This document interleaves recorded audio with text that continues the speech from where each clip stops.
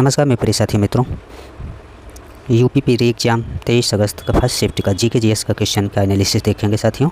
आइए पहला क्वेश्चन देखते हैं साथियों। द स्कारलेट लेटर किसने लिखा? तो आप बताएंगे इसका आंसर डी हो जाएगा, इनाथियल हार्थोन ने लिखा है। आप दूसरा देखते हैं साथियों। दूसरा इन्होंने पूछा है, उपयोगकर्ता के बीच लगातार संचार को प्रोत्साहित करने के लिए किस सोशल मीडिया प्लेटफॉर्म में स्ट्रिक्स नामक सुविधा है? तो स्नैपचैट, इंस्टाग्राम, ट्विटर या फेसबुक। इसका सही आंसर हो जाएगा साथियों स्नैपचैट। अगला क्वेश्चन है साथियों, पल्लव राजवंश की राजवंश की राजधानी कहाँ स्थित है साथियों? तो कांचीपुरम। कहाँ स्थित है? कांचीपुरम। वित्तीय स्थिरता बोर्ड यानी FSB क्या करता है? इसका कार्य क्या है साथियों? आपको बताना है। इसका सही आंसर हो जाएगा साथियों, ये वित्तीय स्थिरता सुनिश्चित करता है। क्या करता है? वित्तीय स्थिरता सुनिश्चित करता है। अगला क्वेश्चन देखते हैं साथियों, GST के ब्रांड एम्बेसडर के रूप में कौन चुना गया था?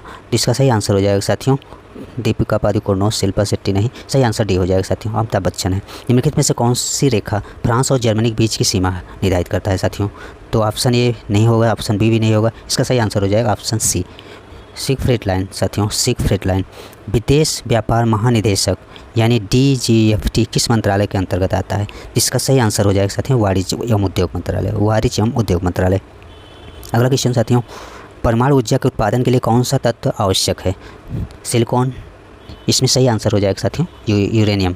किसकी आवश्यकता है? आवश्यक तत्व है यूरेनियम। नोएडा उत्तर प्रदेश के किस जिले के अंतर्गत आता है? इस तरह क्वेश्चन अक्सर पूछता है साथियों। बुलंदशहर नहीं, गाजियाबाद नहीं, मथुरा। इसमें गौतम बुद्ध नगर आएगा साथियों। क्या है? गौतम बुद्ध नगर के अंतर्गत नोएडा आता है।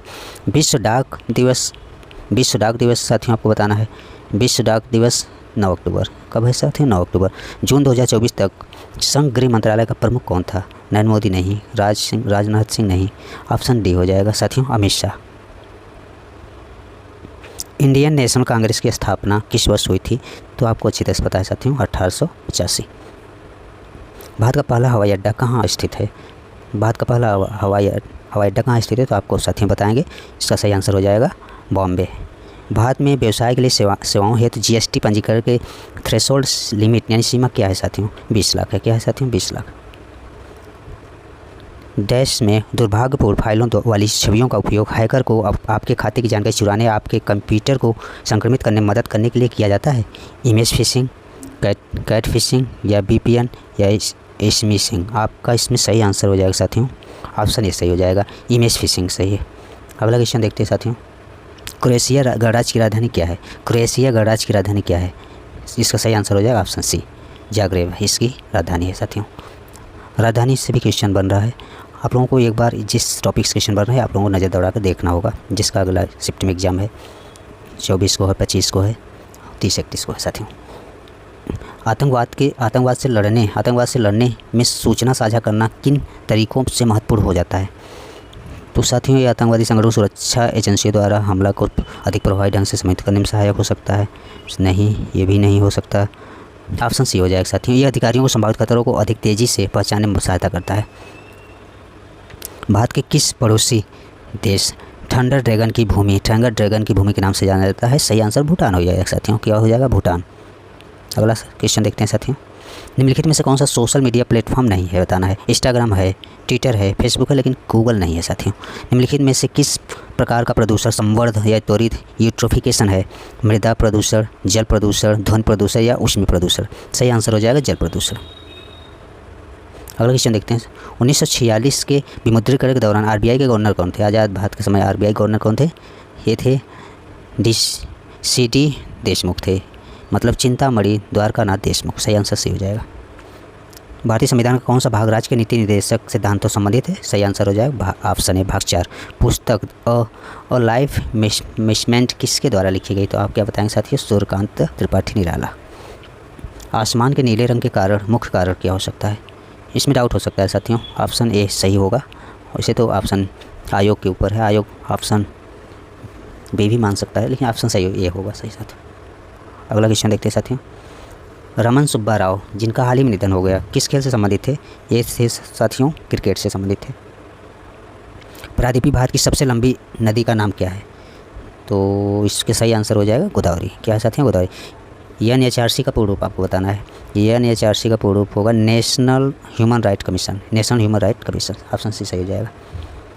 वर्ष 1985 को कौन सा अंतर्राष्ट्रीय वर्ष घोषित किया गया था? युवा वर्ष घोषित किया गया साथियों। ये 12 जनवरी ना पूछकर वर्ष पूछ दिया साथियों, इसलिए थोड़ा डिफ़िकल्ट तो ज़रूर है साथियों जीएस क्वेश्चन। डैश डैश अनुसंधान विधियाँ उत्तरदाताओं की प्रतिक्रियाओं के आधार पर उनसे गहन और आगे की जांच और पूछताछ करने में सहायता करती है। इसमें ये भी डाउट है साथियों, लेकिन सही आंसर हो सकता है बी। अगला क्वेश्चन देखते हैं साथियों।